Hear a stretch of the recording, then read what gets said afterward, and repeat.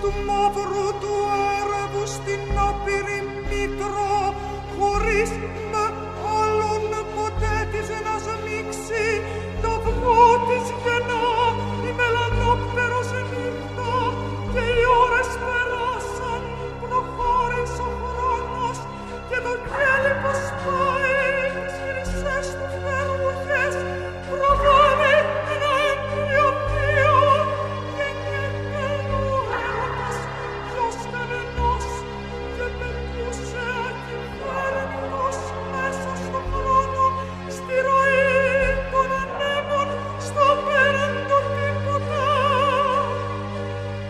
Μόνος. The sun sheds light on a new world, still malleable, not yet having reached its definite form. Through the waves there drifts a rock, floating along, without identity, nameless, undeclared, ΔΗΛΟΣ. No shadow falls upon the ground, because the rock moves with the sun. It travels in a space without memory, beyond history, out of time. Yet there is a point, a certain moment, somewhere in the space-time curve, where the rock stops. It escapes the chaos of lethe, and it becomes truth, aletheia. It achieves a position within the world, its own space within the universe, an identity. The rock becomes an island. It stands firm and looks out from the center of the Aegean. It achieves history. ΔΗΛΟΣ becomes ΔΗΛΟΣ. Και οι ώρες περάσαν, προχώρησε ο χρόνος, και στο βάθος του τάρταρου ο έρωτας πήρε για τέρι το χάος και σμίξαν, και τότε γεννήκαμε εμείς τα πουλιά, πρώτα απ' όλα τα όντα, το δικό μας το γένος, πιο παλιό απ' τη γη, πιο παλιό απ' τα αστέρια, πιο λαμπρό απ' τις θάλασσες και των θεών το γένος. Είναι ωραίο να έχεις φτερό.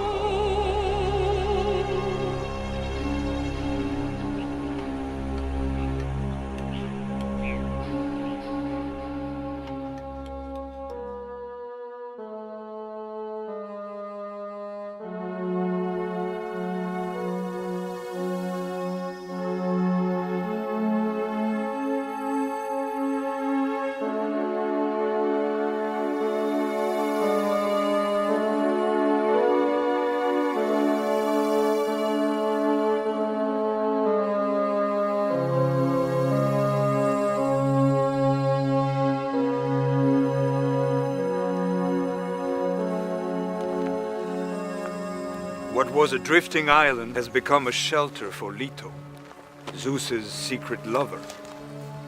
Now there are shadows.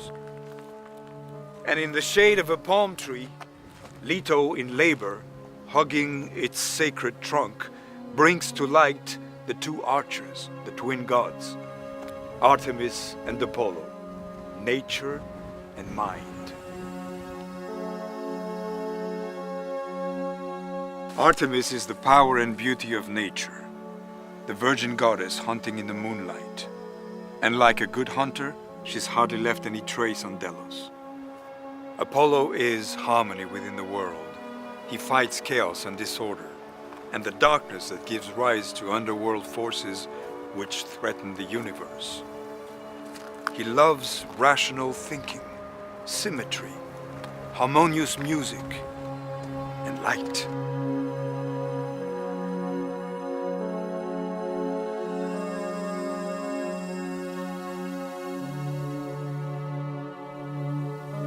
And yet few of the mosaics in ΔΗΛΟΣ depict Apollo. Rather, they celebrate Dionysus, the god of chaotic forces, wild music, inebriation, and passionate eroticism. The androgynous god who wanders in the forests, crowned with vine leaves, surrounded by maenads and satyrs, eating raw food and flirting openly, incessantly, shamelessly. Delos the androgynous, Delos the hermaphrodite. Here, man's model is not biblical, angelic, and sexless, but demonic, inventive, self-sufficient, and pleasure-seeking. The Delos phalluses stand as a monument to pleasure. Pleasure that shatters into fragments of pain, pleasure crushed by death, devoid of the blissfulness of immortality, but pleasure as a cure. Both elixir and poison of consummated eroticism, unashamed in its nudity. Pleasure. Crude and brazen. The Delos phalluses mark the boundary between the realm of the divine and the realm of everyday commerce. They stand high on their pedestals, penetrating the sky, bold, arrogant, and persevering, as if in a sexual embrace. Here, Mother Earth raises her phalluses to inseminate the sky.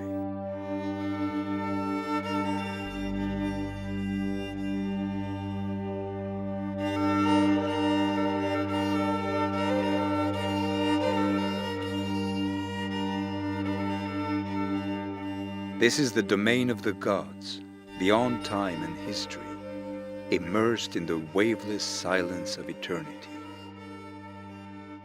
The great temple, the sacred buildings, the altars for worship, all face the turbulent sea, under the bright sunlight.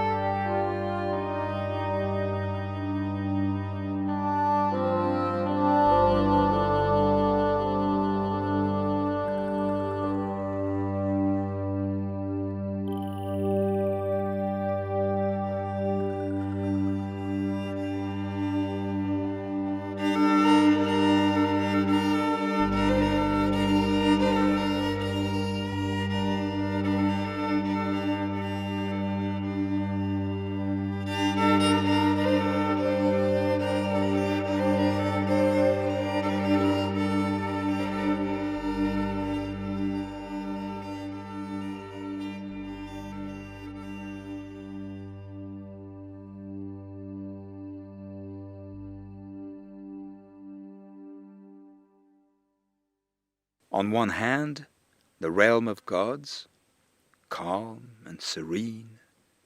On the other, agitated, labyrinthine, brimming with intensity and pathos, the city of mortals, the realm of love, the only escape from death. It is love that raises the human city to the level of the gods' domain. So Delos entered history. It went beyond the myth. It joined the flow of events and acquired a human population. Across from the city of gods, a city of mortals spread out.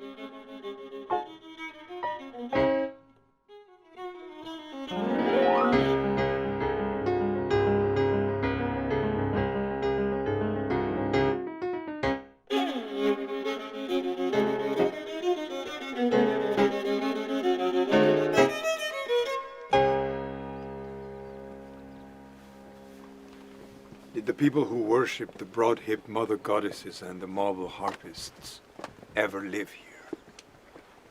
Did the Minoans, with their narrow waists and their vases decorated with octopus tentacles, ever settle here? Did the ships of Menelaus or Ulysses pass through these open seas on their way back from conquered Troy? The ships kept arriving at the harbors of Dήλος, carrying not only merchandise but also news, ideas, and people from most Mediterranean cities with different historical and cultural backgrounds. They all enjoyed Delian life. Their world seemed a small neighborhood circled by the sea that united them, as it still does today.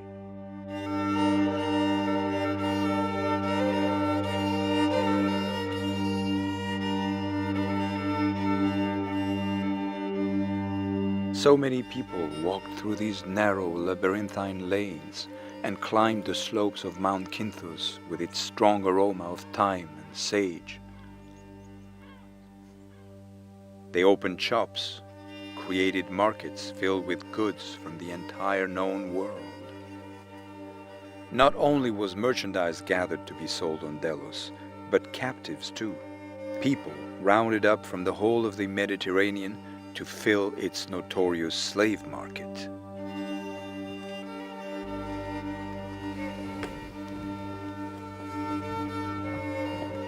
Rich merchants and ship owners built two-story mansions around courtyards with elaborate mosaics and shady colonnades.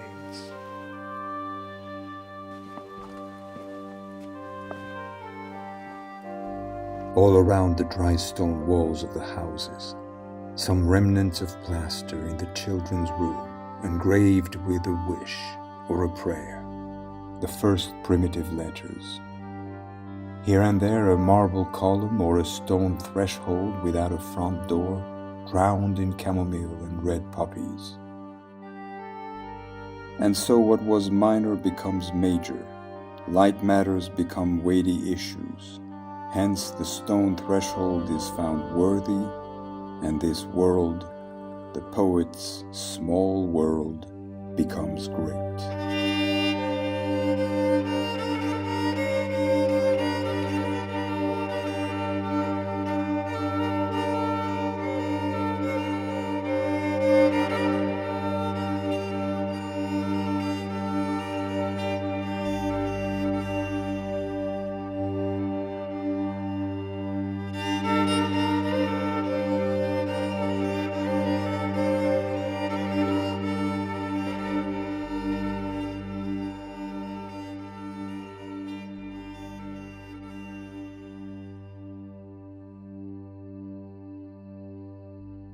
One wonders how blinded Oedipus's screams, Hecuba's laments, and Medea's curses must have sounded as they echoed up the slopes of Mount Kinthus. On this stage, before an audience moved to tears, men, gods, and heroes, entangled in the nets of blind fate, succumbed to the tragic consequences of hubris. Is man his own master, or is he at the mercy of blind fate? Is he Antigone, proud, convinced that she is obeying a higher godly ethic? Is he Medea, utterly surrendered to her passions? Or is he Oedipus, victim of a curse haunting his progenitors?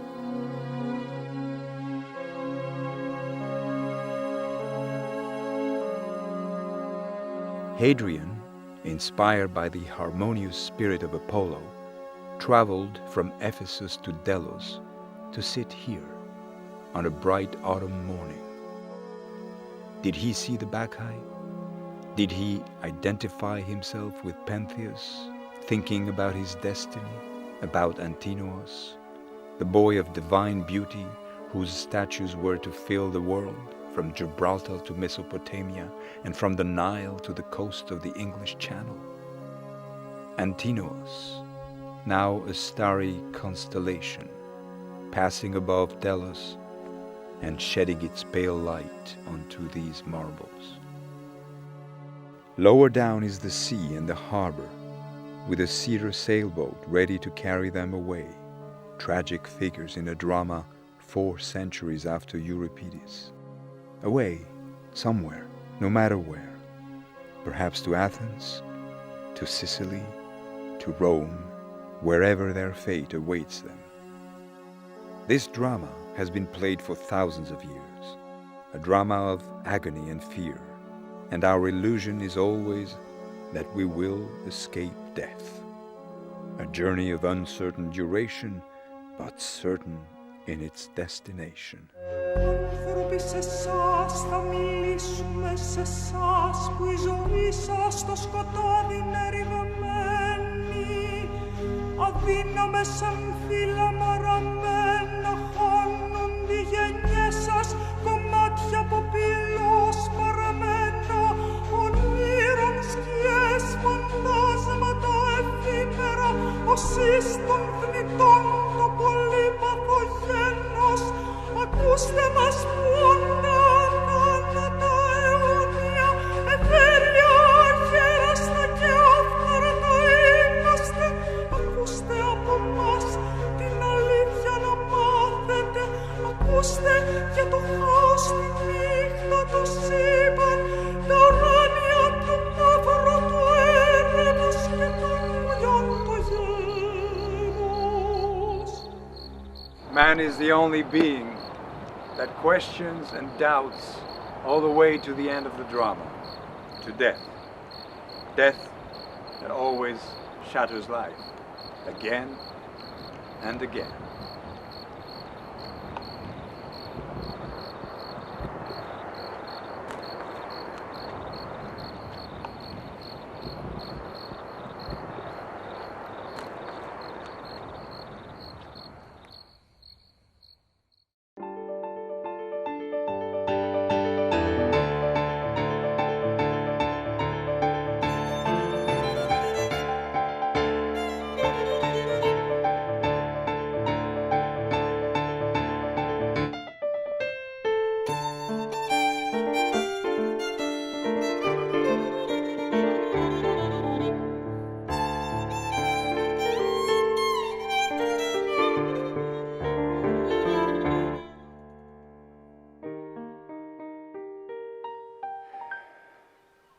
Here, at the top of Delos, are we at the beginning or at the end of a nostalgic journey?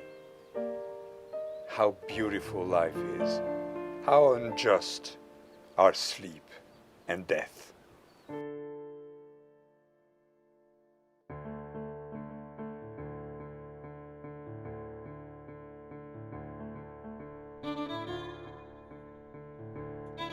How magnificent the overcast sky is.